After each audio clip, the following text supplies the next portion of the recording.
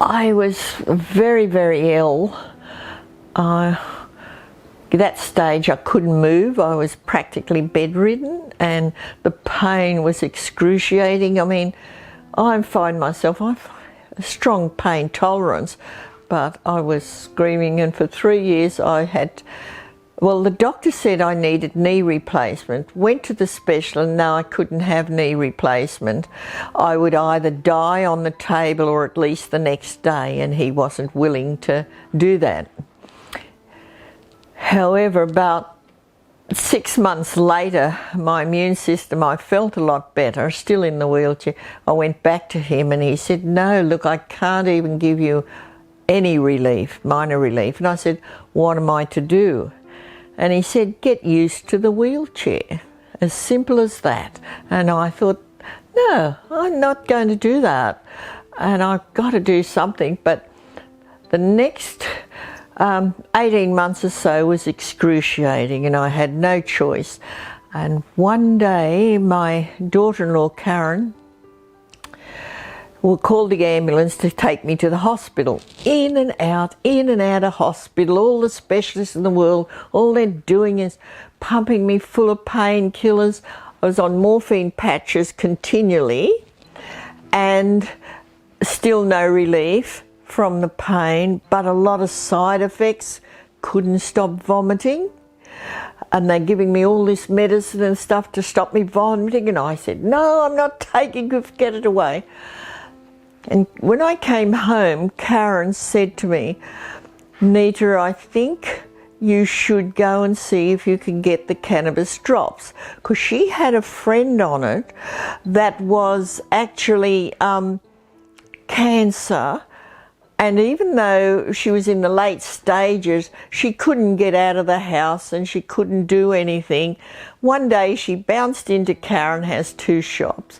One day she bounced into Karen's shop and Karen said, oh my God, you look so good. Is it in regression? She said, no, I'm still very sick, but I feel wonderful, Karen.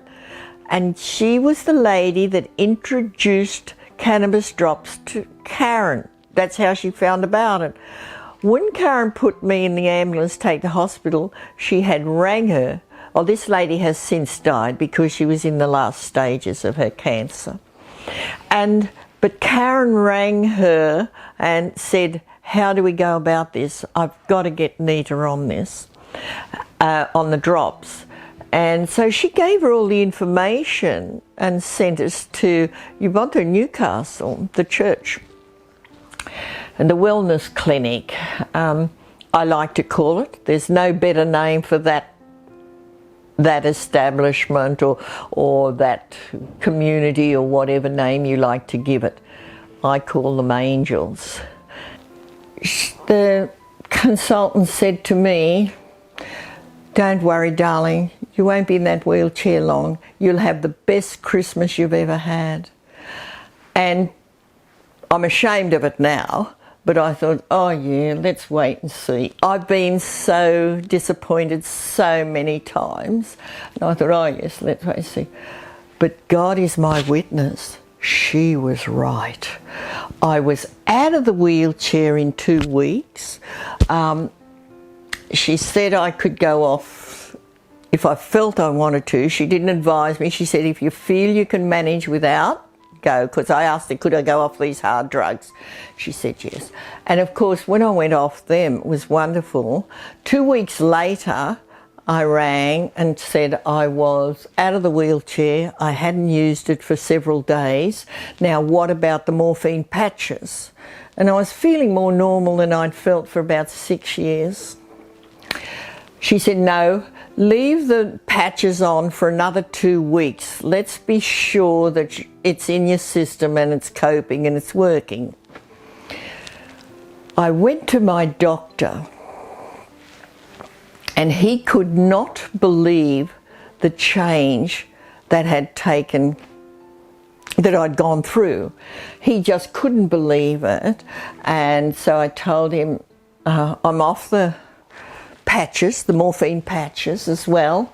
And he said, well, Nita, I cannot complain about that because you are a different woman. So, two and a half years later, I'm really conscious of this. 2.5 years later, I get a bit slack and I had an attack. And so I've spent about 2-3 weeks. I had to go to hospital then, but I wouldn't have any of their medicines. Oh, they were very cranky me. I wouldn't let them put anything in my body, not give me morphine. That I went to the pain clinic and she said, how do you manage your pain? And I told the doctor, I manage the pain with cannabis drops. She said, what? You can't take that, blah, blah. And I said, I have my papers here. So I gave her the copy of the ingredients that are in the cannabis drops that are beneficial to me. And she said, oh, you can't take that. This is ridiculous. I'll have to report this. However, she got on the phone the minute I left her clinic. I thought, oh, I'm never going back to her. No one will take these drops from me. I'd rather go to jail. But when next morning, about 10 o'clock, Steve, my general practitioner, phoned me and said, Nita, Dr. So-and-so is really upset about the drops. And I said, well, she can be upset as much as she likes. She's not taking them off me. I don't want to see her again. And he said, no, I'm just warning you to be careful because she has reported it to the authorities. However, next thing I knew, I get a phone call from the police station. Do I need names? The police station, and asked me to come over and bring the drops and bring the documents. I did not bring the drops. I only brought my papers and the prescription, which is not really prescriptions, it's the ingredients or properties of those oil drops that I had. And I waited there, and eventually a sergeant came out and he said to me, now what's going on here? And I said to him, well, I'm on cannabis drops. The doctor has reported it and I had a call to come here. And he said, okay. So he opens all his documents and I showed him my document and he said, look, there's nothing wrong, because I was very nervous. I was shaking because I was afraid of two things. One, I'd lose my licence because I'm 85 now, 86 in April, and I don't want to lose my licence. And secondly, that I might get into trouble for having cannabis. And he was lovely.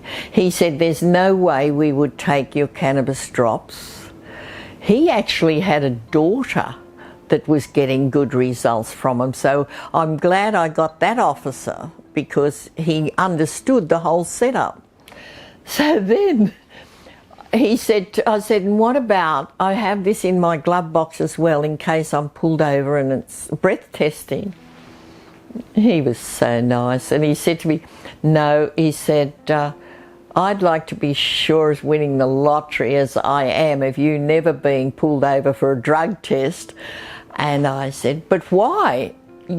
That's discrimination. Oldies use more drugs than the kids have ever thought of. But he said, look, you go home and don't worry. About 6 weeks later, there's a knock on the door and I nearly died. There's two policemen, a man and a female. Police officers were there. And I asked, come in, you know. So they came in. Malcolm and I, my son Malcolm and I were having our dinner, and he said, look, I'm sorry to interrupt, but I've got to see the drops and see the prescription. I said, I'll show you the drops. They're not leaving my hand. I didn't want them to confiscate the drops because I only had the 3 bottles that I needed. And he looked at it, and the female officer, she was so nice. She said, look, what's this doctor talking about? This isn't even a prescription.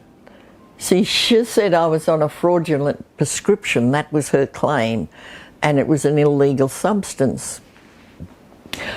And And at that stage, I know we were going through hassles, but they said, look, don't give it another thought. Consider this case closed. You keep your drops, keep doing what you're doing, and yeah, because they needed to see my medical report before the drops and after. My last bout in hospital, I was in a room with 3 other ladies, and there was 4 ladies there. And I refused to take my medication they were giving me because they were the same ones that were causing a lot of trouble before. So I refused. I said, no, I'm having my cannabis drops. I don't want any of that. I won't tell you the word I used. It's not nice. And the 3 other ladies, I actually cried for them. I really did. The nurse would come along and medication, yes. And I heard them, and they were really desperate, and they said, well, I remember the one directly across from me said, I can't take that, it makes me vomit, it makes me sick. And the nurse is saying, well, doctor prescribed it and you must take it. She took it. Half an hour later, she's ringing the bell to vomit. Then the same thing next, there was 2 ladies there, myself and another lady there. We were facing each other. There was 4 of us all together. Other lady I heard when she got her 6 o'clock medicine, I can't take that. It makes my bowels so loose. I mess the bed and everything. I might add, these women, I was the eldest in that ward. These women were just like they'd been downtrodden and beaten with medication. And when I was feeling a little bit better and knew they were, so the whole 3 of them did not want to take their medication, but were made to take their medication. So next morning I thought, okay, I'm going to have a talk with these ladies. So I got them, and while I was talking, I said, you do not, no one can force you to take medication of any kind. No one can force you putting anything in your mouth. If it's going to make you sick, you tell them, no, I'm not going to be sick. I don't want to vomit. I don't want to mess my bed. I don't want to have cramps in the stomach. And the other lady, it used to make her go to sleep, and she'd sleep for hours and hours. However, I do not know the medication they were on, but I did know that those ladies knew it was affecting them. And after what I'd just been through, I said, no one has the right to make you take or eat anything that you're not happy with. So stand up and tell them, no thank you, and be firm about it. They are not God. You know your body better than anybody else. You know it. You know what makes you sick. So stop taking and stop being downtrodden by bullies that are making you take it. And don't think that they know everything. Just check everything out yourself. Get on that computer, get on the medical website, do anything you can before you put something in your mouth. Research it, and I tell you what, but I don't care what disease, I don't care what pain you're in, just get on to the cannabis drops. It's all nature's medicine. You know, I believe that our body was designed to function best on the food that nature provided for us. That's why, as a community, we choose to consume food as medicine. And it works for us. I believe it's slowing down, it can stop and reverse the effects of disease and aging, I believe. Works for me. So what it's done, because I'm still in pain sometimes, I still take the pain drops when I'm in pain, but what I love about this is it helps me with the pain, and as Karen has told me, the way it works is I can understand it because I experience it. It helps with the pain, and because there's no side effects, the body can do what it's been designed to do and repair itself. See, when you're when you're in pain and they're giving you painkillers and drugs, morphine and things like this, it hardly masks the pain. For me, it doesn't work. For you, it might, but for me, it doesn't. But apart from that, it's tearing your gut about, it's destroying your kidneys, it's damaging your liver and your bowel, I might add. I don't know why I have any lining in my stomach at all. I could never stop vomiting, could not keep a mouthful of water down. So, I mean, you've got to be stupid to think it's not what's going in your stomach doing this. It is what's going in, and what they were pumping into me is ridiculous. And so I love that idea that you can relieve your pain, relax and let the body do what it's designed to do, heal itself. And I think there was, I don't know who it was, but way back in the ages somebody had written, I'm not sure if it came from the Bible or not, sit, relax and let the body heal itself. And that's what cannabis drops allows me to do. I also use the hemp seed. I use the teas, a few of the teas that these people have that help the problems that the medication had caused me. And also, I might add, what made my condition so much worse, they had me on a tablet, and I'm going to say this tablet because I think the name of this tablet is, I developed a clot in the brain. I've never had high cholesterol in my life, so I knew I had to go onto blood thinners, and they put me on cholesterol medication, and it's Crestor. This one particular one is Crestor tablet, and for 18 months to 2 years the pain just was so bad. And one morning, you'll probably think I'm crazy, but one morning I woke up in tears about 3:30 or so, and I said, oh my God, there's something wrong, you know, like if you're going to take me, don't put me through this. And I heard my mother's voice as clearly as anything, check your medication. It was such a strong voice, and it was her voice. So I got up, and I went through my medication, and the only thing I hadn't checked was the Crestor, because I was given it to me in hospital and they made me continue on it when I got home.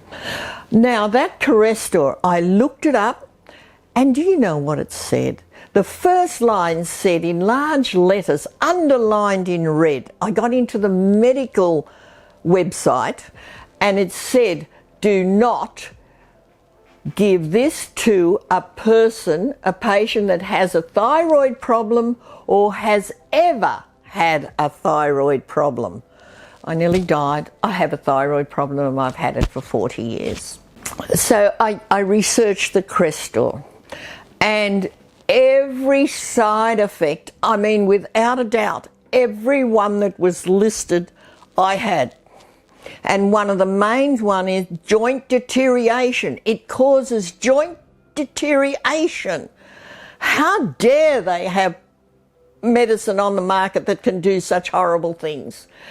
And at the end of, when I finished researching, it had a little footnote, and the footnote read, if you need any information, go to your chemist. So 9 o'clock came. I was fired up like you wouldn't believe. 9 o'clock, I went to the chemist and I said, could I have your information on here? He said, okay. He gave me that and knew I was on it, on the Crestor, bloody Crestor.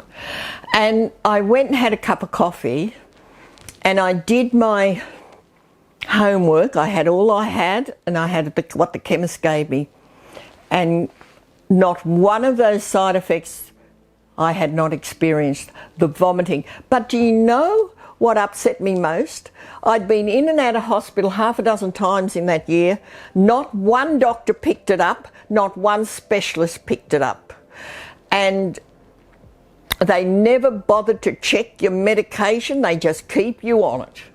And so I had my coffee, brushed my hair and said, you can do this. I rang Steve, my doctor, and I said, I want an appointment with Steve, to Kathy, the secretary.